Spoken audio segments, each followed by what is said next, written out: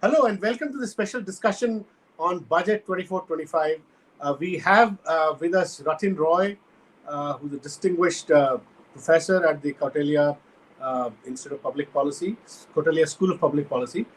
More importantly, Rathin has been director at the National Institute of Public Finance and Policy for some years in the past, during NDA 1 and subsequently, and he's also been part of the Prime Minister's Economic Advisory Council, again during NDA 1. Why I'm saying this is, he's had a close look has had a good vantage point in looking at how this government has formulated policies in the past. So in that context, I'll straight away come to Rathin and ask you about what is your big take on this budget? What message do you think is coming out of this budget, especially against the backdrop of all the serious structural problems that the Indian economy has faced over the last 10 years, acknowledged by the finance minister, acknowledged by the economic survey which came out 2 days ago. So in terms of private investment having been stagnant, not grown over the years at the rate desired, private consumption having not grown, savings having stagnated, employment having stagnated. So here is a stagnation story which has lasted quite long, 10 years. It seems to me, I can't think of any other 10-year period where weaknesses have persisted. So many weaknesses have persisted. So just want your take on whether this budget really addresses them, or is it another just palliative or some band-aid? Thanks, Venu. Thanks. Let me summarize my take for the people who are watching this. This is a fiscally prudent budget. Yeah. It is in fact a fiscally prudent budget because it's a do-nothing budget. And if it is doing anything at all, it is spending money concretely to ensure the political survival of the NDA government. Okay. So far from dealing with structural problems, this is a survival budget that has been framed in the context of a very long-term tight fiscal situation. And you can definitely see that the only places where the government has spent money is where it was in danger of losing its political capital. Let me elaborate, if I may. Okay. Yeah. It's a prudent budget in the way that this government has been prudent with its budgeting, I would say, ever since 2018, 2019. Except COVID. So if you look at the numbers after 2016, fiscal year 2016, you will find that what you've been seeing is that the size of the central government has been shrinking. It's been getting smaller. What do I mean by that? I measure the size of the central government as total expenditure, what the government spends, as a percentage of GDP. Okay. That number has fallen in every year except COVID. COVID, it bumped up. And after COVID finished, from 22-23 onwards, it began falling again. Even this year, it's fallen compared to last year by about 0.3% of GDP. Okay. There has been a modest increase in tax revenue to the tune of 0.4% of GDP. 0.3 plus 0.4 is 0.7. And the fiscal deficit reduction is 0.7% of GDP. So in that sense, this is not an expansionary budget. It is in fact a slightly contractionary budget, and it is able to achieve prudence, reducing the fiscal deficit by a modest increase in taxes and by yet another cut in the size of the state in total expenditure. So that's the prudence bit. Okay. The do-nothing bit is this. Venu, this government, this is the third time at least, maybe it's the fourth time, they have come up with a so-called long-term vision, medium-term vision. First, they came up with something in 2017, it was a disaster. Yeah. It was the so-called Niti Aayog 5-year plan, 3. They don't talk about it anymore. Yeah, it was beyond embarrassing. They don't talk about many things that they've announced. Sure. Fanfare in the past. So that was the first attempt. It tanked. The second attempt was after COVID. They said we are resetting the economy, blah, blah, blah. We don't hear about that anymore. It tanked. Now again, they claim they have presented long-term plan. Let's take it at face value. they said, the finance minister said in the budget speech, this so-called long-term plan, the long-term focus is going to be on 4 categories of people: women, the poor, farmers, okay, and youth. Let's take each in turn and to see what has happened. On women, if you look at the speech, the only concrete thing they have said is that they will build dormitories for working women. Now, that is something a panchayat or a municipality does. I don't expect the grand, mighty Delhi Sultanate to be in the business of building dormitories as their main policy measure to increase the labor force participation rate. Yeah. The rest they have fudged. They talked about saturating schemes and all sorts of things. Any good PR agency can write that. There were no rupees and paise attached to those saturations and that. It was just talk. So much for women. Yeah. Poor. You know how many times she mentioned the poor in her speech? Once. When she talked about her 4 focus areas. For the rest, there is no mention. But I looked at the fiscal math, to be fair to the government. And, we have been subsidizing 800 million people to eat through the budget for a number of years now. 800 million. That money is still there to subsidize them. But what you'd expect from a medium-term plan is a plan to make sure that people are able to earn enough to buy their own food with their own money and not require that subsidy. What I call the sunset clause. With a plan for prosperity. That is not there. Yeah. So basically, for the rest of it, the poor are invisible in the budget. So nothing for the poor. Third focus area was farmers. Now that's where, as I said, this budget is a political survival budget. The only place they have put in concrete money is into the MSP, the minimum support price for all food grains. And MSP is why farmers come here and they put up barricades and shoot people. It's happened twice already. They don't like that happening. So basically, they have put money there. For the rest, again, it's all top. There's no money. True. Farmers' problems are what? Logistical, credit, all these things. And most important, what the chief economic advisor mentioned in yesterday's economic survey, that farmers need predictability. When the price of tomatoes and potatoes and onions goes up, just because we selfish middle class people start complaining, when the farmer, poor chap, has a chance to make some money, we flood the market with imports or we ban exports. He said government should commit not to do that. No such commitment was available. So other than MSP, nothing for farmers. Finally, youth. This government is very good at borrowing ideas from the opposition. They borrowed Narega and made it their own. And now they've tried to borrow the apprenticeship scheme that the Congress party proposed, except they mucked it up. It is confined to the formal sector. The amounts of money that they're offering are piffling. 2 to 3% subsidy only. And that too in the formal sector. And the math is wrong. As usual, incompetence. The math is wrong. Can you elaborate the math? Yeah. Yeah, they want a company to hire, they want these top big companies to hire 4,000 interns every year for the next 5 years. I talked to a couple of these big companies. They said we don't even hire 4,000 people to run our business every year for 5 years. How will we hire 4,000 interns? And what will they learn if they're not even hiring 4,000 people? What will they learn? Yeah. So, frankly, this is all, they're selling snake oil to young people in India. It's a great pity. So, on all 4 counts of their focus areas, the budget delivers nothing, except when it's politically necessary. Why am I saying in addition to farmers it's political? Because the only other concrete place I see big money being spent in this budget, differentially from the interim budget, is on Andhra Pradesh. 25,000 crores plus 15,000 loan from the World Bank, about 40, and 56,000 crores of public investment in Bihar. Now, this is great, and I'd like to congratulate the TDP and the JDU for not pushing this for not pushing them dogmatically on special package, just quietly taking the money and running. This is a goose that lays golden eggs. We don't want to kill it, but they'll have to give a golden egg to AP and Bihar every year. And then when they go now in the forthcoming elections to Maharashtra and Haryana and Jharkhand and talk about double engine Sarkar, people are going to look at Orissa and say, what? So, this is why I say it's a political survival budget. That's why they have spent money. It's a do-nothing budget because they don't know how to spend money, either well or in sufficient quantity. And it's a prudent budget because they have nothing to spend it on. Okay, That's well summarized, Rathin. In fact, somebody joked that that World Bank will now manage the alliance, Modi's alliance with Naidu and It's a good one. and Nitish Kumar. So a great new role for World Bank.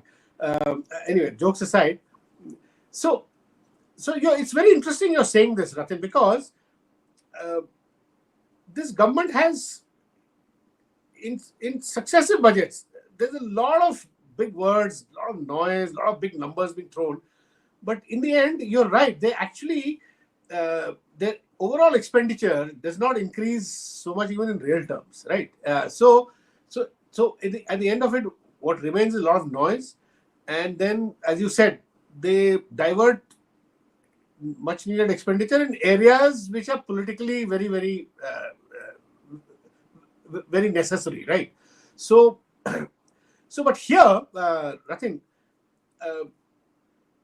do you think, like you rightly said, that targeting top 500 companies for this employment scheme doesn't work? It's so poorly designed. In fact, I was speaking to a Congress member of the manifesto committee and Congress leader Praveen Chakravarti, an economist, who along with former Finance Minister P. Chidambaram had designed this in the manifesto. He had worked out the scheme, and he said that they were focusing mostly on medium enterprises, where labor intensive and more employees are needed.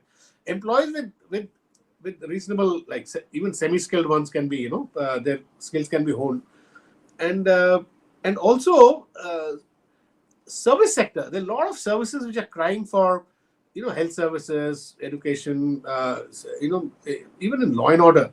We all know that that as a percentage of population, we have far less people in these services. So I was surprised that they did not.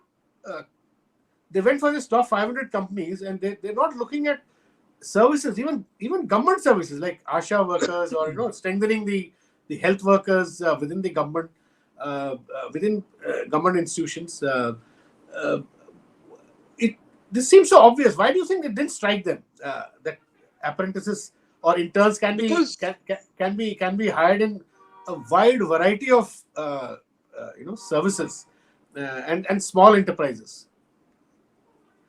Because this government functions, I use the phrase Delhi Sultanate for them. They function like the Delhi Sultanate. And it's a weak government now, so it's actually quite pathetic nowadays.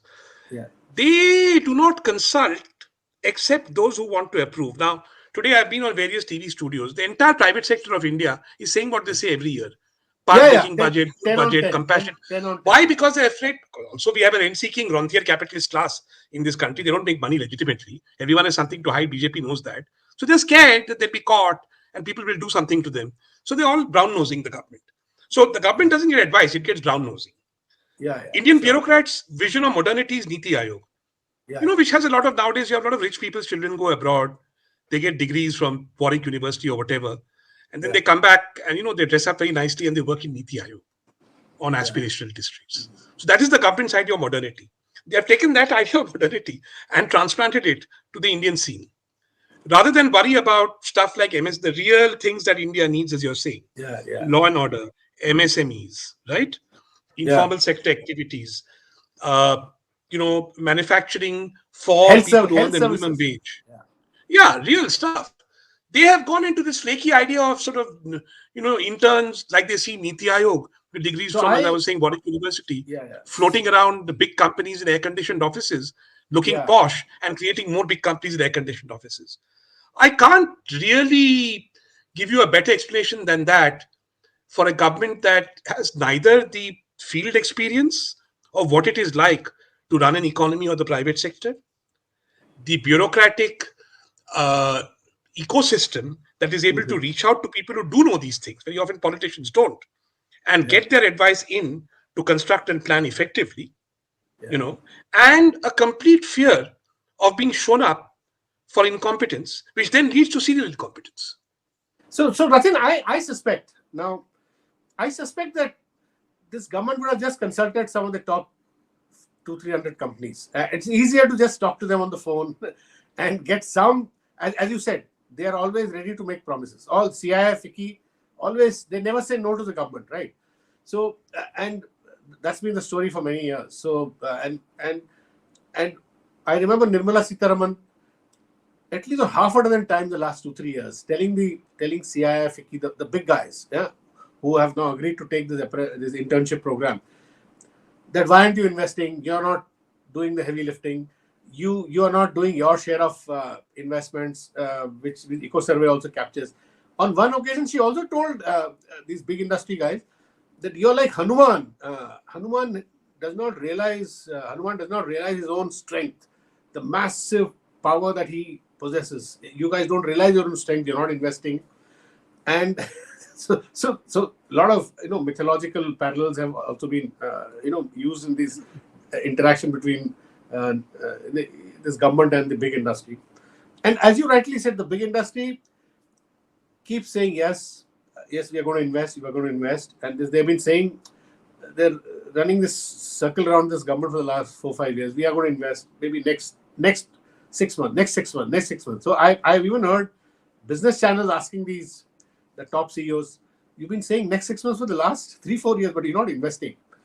Then one of them got exasperated and said, we can invest only if there's demand. No, and we cannot, unlike government, we cannot just with a stroke of pen clear 2,000 crores of investment, because we have to answer our shareholders also. We can't. We have to be responsible.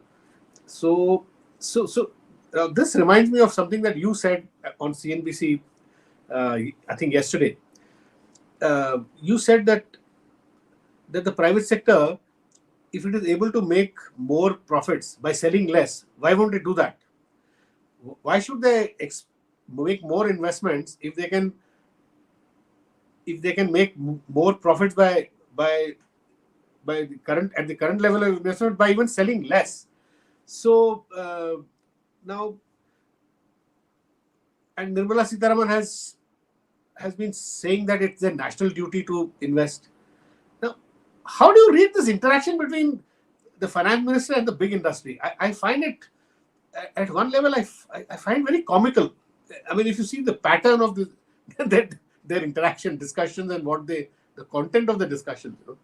So why don't the industry say that, well, we can't invest because there is no demand, and there is actually no demand forthcoming. Consumption is very consistently low. For 10 years, 3% is the private consumption growth.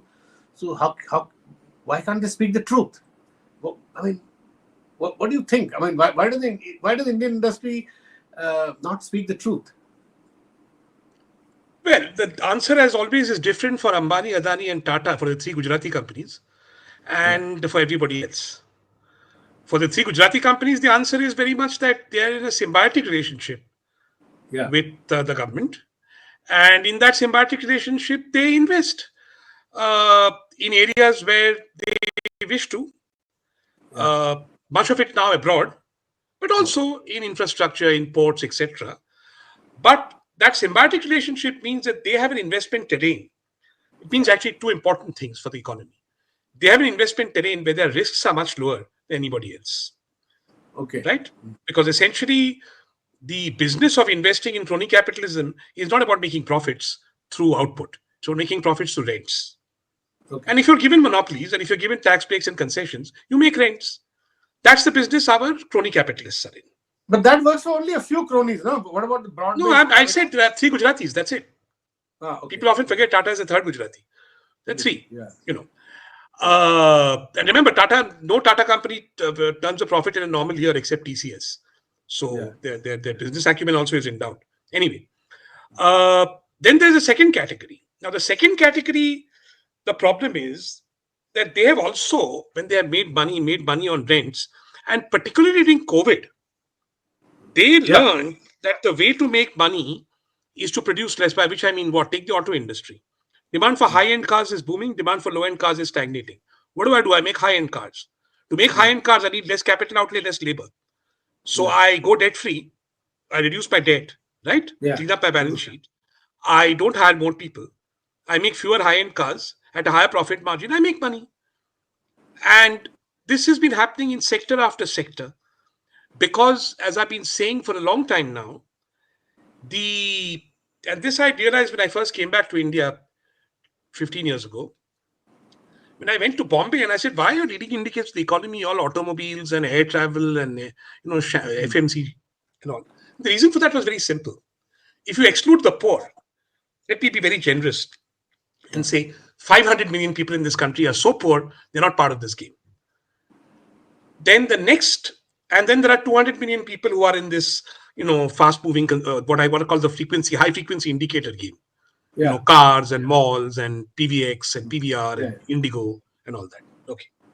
So take out those 200. In the middle, you have about 700 to 800 million people who earn between the minimum wage and 5 times the minimum wage. Now, I'm not a communist. So I ask myself the question, if I'm earning that kind of money, if I'm earning the minimum wage, I'm not poor, right? I'm earning the minimum wage, the real minimum wage. And then what are my ambitions in life? My ambitions in life are very simple. At least 5 things I want to do using my own money without subsidy. I want to buy my family a square meal every day. I want to buy my family clothing every day. Over my life, if I don't have any shocks, I would like to build one house, but not through subsidy and Pradhan Mantri Yojana and begging the politician, and sort of pair padawing. But, with my own salary, going and borrowing money from the bank, getting EMIs and building a house. I would like to, basically, whether tax financed or not is a delivery issue, but I'd like to put money into getting decent healthcare for my family and decent education. None of these 5 things is part of the fast-moving indicators of the economy and has not been since liberalization. Agriculture is in a mess. We all know that. With shirts, companies can make 3,000 rupee shirts like the one I'm wearing. They cannot make 200 rupee shirts. So that demand is all leaked to Bangladesh and Vietnam. That's where the shirts, that 200 rupee shirts that people earning the minimum wage are made. So we're not going to get growth from that.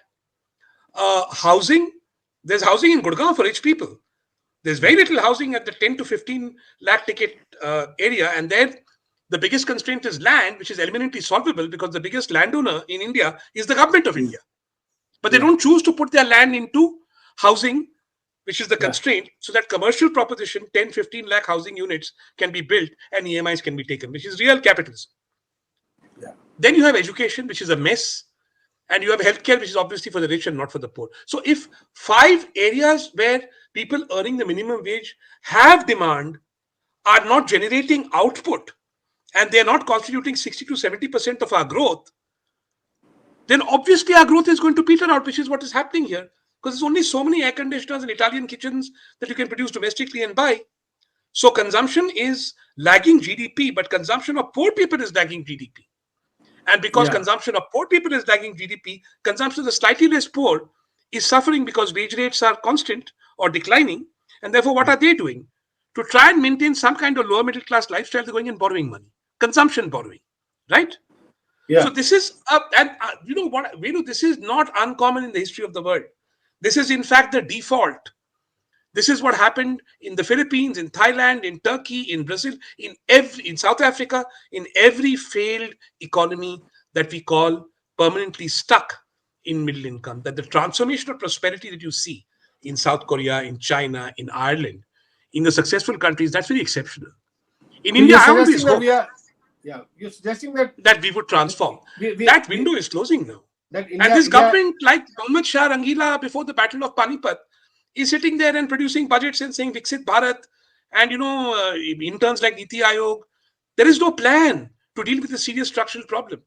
And it saddens me because it's a terrible legacy to leave the young of this country. There'll never be so many people who will be so disappointed in the history of the world with India's failure to successfully execute its development transformation, unless we change things fast, than tomorrow's young people. So would you, Rathin, going by what you just said, you're essentially saying that the last 10 years have seen the middle income trap intensify. Is that what you're saying? India I can see it coming. India is in a middle income trap, which has become worse in the last 7-8 years. Yeah, I can see it coming. The trouble with this government's advisors, I was just on TV with the former chief economic advisor and the executive director to the IMF, Subramanian. And he was saying, well, you see, that's in the middle income trap has not happened. We have 7% growth. He has not looked at consumption. He has not looked at real wages. He's not looked at the demand problem. So if you have that kind of limited bandwidth that you just look at one growth rate and you don't look at how that growth is distributed, if you can't even remember your economics 101, there are 2 sides to growth. You produce output and you get income, and the 2 are equal. and how that income is distributed determines the pattern of output, then I'm afraid the country is in severe jeopardy. Because the PLFS data, this government's own data, which came out a year and a half ago, periodic labor force survey data, shows that between 2017-18 to 22-23, 5 years, average wages, whether you take casual, contractual, it's a real term decline by 15-20%. It is the stagnation is so clearly visible there, and probably so that. Okay, so you're getting, so GDP is growing, wages are stagnant, which means labor is not getting the money from the GDP growth of output.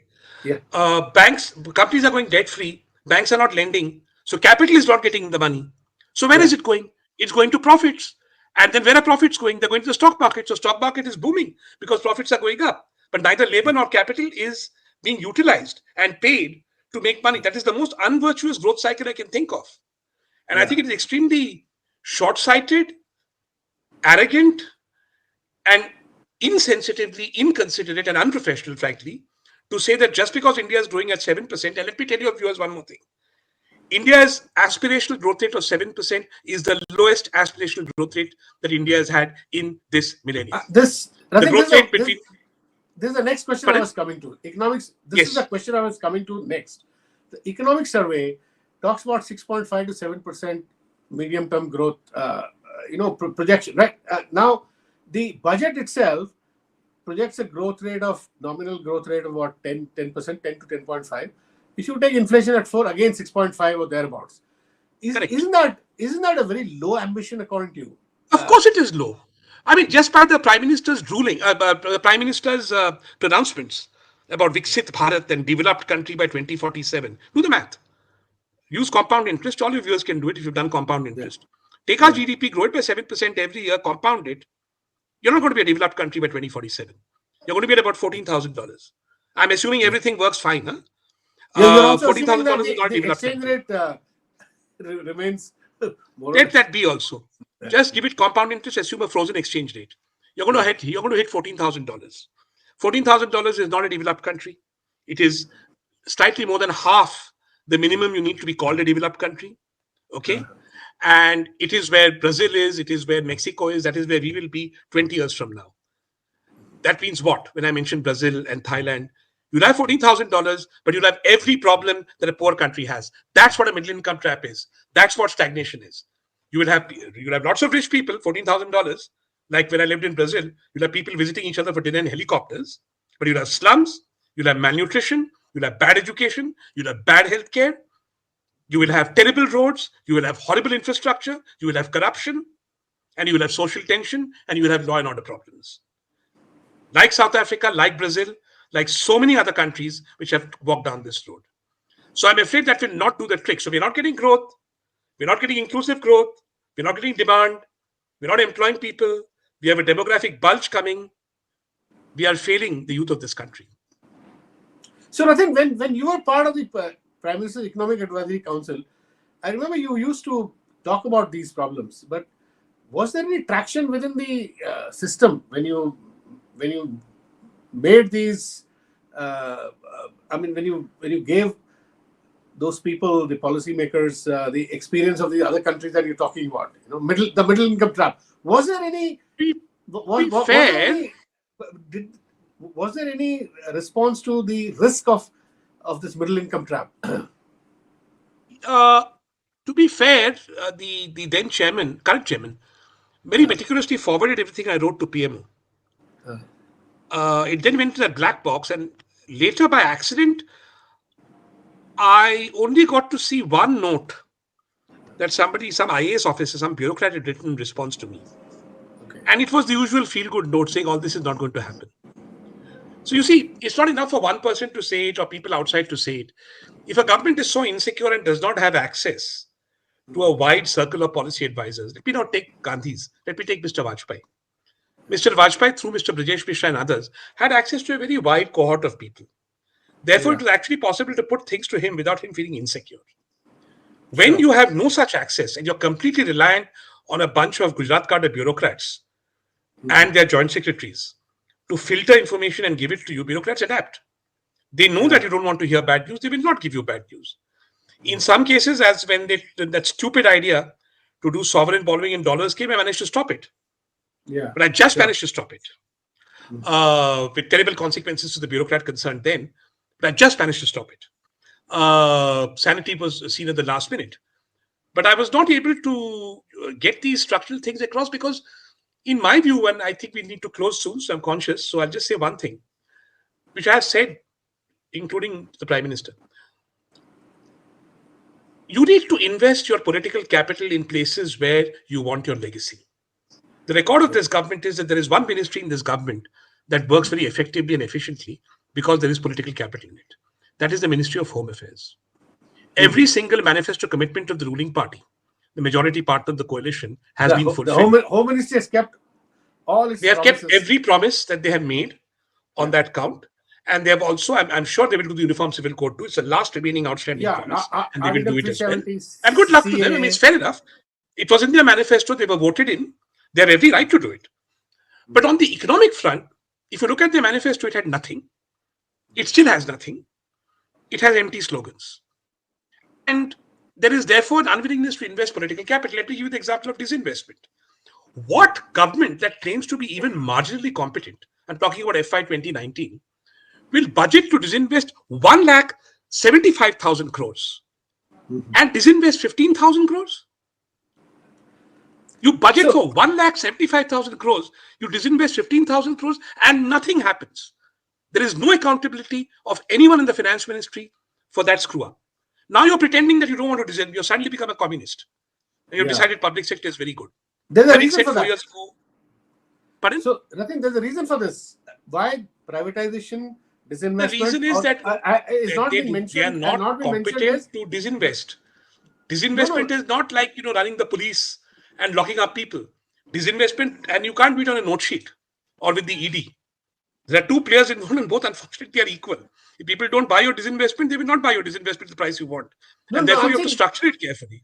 I'm saying there's a new political reason now. The UP defeat, in UP, the big campaign, the defeat in UP and the campaign around by Dalits and backward castes around how disinvestment, privatization of PSUs will make them lose their jobs. Their jobs are being taken away by Modi, who's giving away. That has scared the government. I'm saying exactly that's a very interesting point you're making. That is exactly what I meant by political capital. Now, I believe, I believe, and surely the Prime Minister must believe and know that disinvestment will not result in job losses for Dalits. Yeah, sure. Yeah. And the way you do that is by making a credible plan to show that the proceeds for disinvestment will be used to create jobs, including for Dalits. No, but he should have the confidence if he's a popular leader. And you have to put it's a risk. And what is political capital? Capital is risky. You need to put in your political capital into that risk. Doing what he did in Jammu and Kashmir was risky. He was willing to invest political capital there. Transforming India and delivering for our young people prosperity is not part of his agenda. Therefore, he's not putting political capital. Sure. So in that sense, fundamentally, the real, they have a two-track kind of, certain parts of their deep ideology have to be done. On the economic side, need not be done. I mean, they'll do what is possible, what is not. There's no point blaming them. They've been voted to power very handsomely now 3 times without delivering on the economy. Why should they deliver on the economy? No, not so handsomely this time. No, but handsomely enough to get a majority. Yes. And I don't think the economy, it was very local factors. I mean, Madhya Pradesh and Bihar voted for them. Maharashtra did not vote for them, but Gujarat did. So they're doing okay. It's not the economy that voters are responding. So we need a national conversation on this. And, I have complete sympathy with them. If you're not going to respond to the economy, maybe things will change now. Because now the faith in things like NEET and the credibility of the UPSC, all that is also entering the pot. But so far, the political record has been, it's not about the economy, stupid. I wrote about this. I said, if you're willing to accept economic mediocrity for other political and cultural gains, and that is your voting judgment, you will get it. That is what we've got. So you're saying this business as usual. They're behaving exactly the way they used to earlier also. They're doing what? They're responding to the political signals they get from the electorate. This budget also represents that, a business as usual kind of approach, right? So that's what you're saying. So, so anyway, so Yeah, thanks. yeah, and Thanks, Rathin, for there's a logic to it. It's not a logic that is a Rashtrabadi logic. It's not a logic that is a nationalist logic yeah. for what claims to be a nationalist government, but it's a very sound political logic for someone who's only interested in staying in power and implementing, cultural and social agendas or majoritarian agendas. That's what has happened. That's the record of the last 15 years. But Rathin, you must also concede that for the first time in this election, economic factors have played a role, and that's why they're talking about jobs. The word employment didn't figure in their interim budget. So at least they are aware that these things are coming back at them. So to that extent, I think you would concede that they I have to don't look. know. I don't think so. I think the reason why they lost in UP, I mean, why did they gain in Telangana if it's such a big issue? Why did they manage to retain Gujarat? Why did they do so beautifully in Bihar? No, it's not about jobs yet on a pan India level. It's not even about jobs in UP, I suspect. It's about other things. It's about the constitution and many other things, I'm sure. But Yeah. it's not yet about the prosperity of our kids. And it's not as if the opposition has an ideology of prosperity either. So until that day comes, I think you and I will have to just be content with saying that. I'll close by saying that this is logical to do nothing, but it's not acceptable to do nothing for me. Okay. Thank you, Rathin. That's very Thank you. well put. Yeah. Thanks for being with us. Yeah.